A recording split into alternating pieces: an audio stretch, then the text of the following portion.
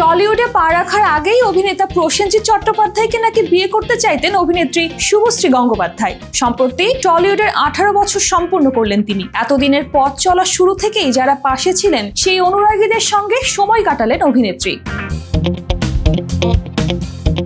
এদিন শুভশ্রী নিজের জীবনের নানা গল্প শোনান, যার মধ্যে সবচেয়ে মজার ছিল ছোটবেলার অভিনেতা প্রসেনজিৎ চট্টোপাধ্যায়কে বিয়ে করার ইচ্ছা। শুভশ্রী বলেন, ছোটবেলায় ভাবতাম বড় হয়ে প্রসেনজিৎ চট্টোপাধ্যায়কে বিয়ে করব। সত্যিই মনে হতো বুম্বাদার সাথে আমার বিয়ে হবে। তবে এখন তিনি একজন সফল অভিনেত্রী, স্ত্রী, মা এবং সর্বোপরি একজন ভালো মানুষ।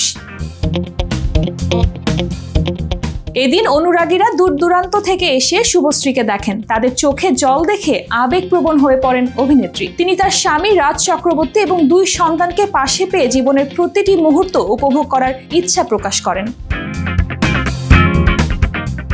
শুভশ্রী আরও জানান, তিনি বলিউডের শাহরুখ খান এবং টলিউডের জিৎ কোয়েল জুটির বড় ভক্ত। তার এই সরস ও আবেগঘন স্বীকারোক্তি ভক্ত অনুরাগীদের মনে দাগ কেটেছে। তার কথাই সিনেমা আমার জীবন নয়, জীবনের একটা অংশ। জীবনের এই অংশে আমি অনেক কিছু পেয়েছি, প্রাপ্তির সংখ্যাই বেশি। সবচেয়ে বেশি পেয়েছি মানুষের ভালোবাসা। চ্যালেঞ্জ বা পরাণ যায় জলিয়ারের সময় যারা দেখেছেন, আজ তারা সন্তানও দেখেছেন। একইভাবে ভালোবাসা দিচ্ছেন আমাকে, এটাই তো বড় পাওয়া। 2 ছেলে মেয়ে এবং স্বামী রাজ চক্রবর্তীকে পাশে নিয়ে জীবনের প্রতিটা অধ্যায় যেন ভালোভাবে কাটাতে পারেন ভক্তদের সঙ্গে নিয়ে, সেই প্রার্থনাই করলেন শুভশ্রী।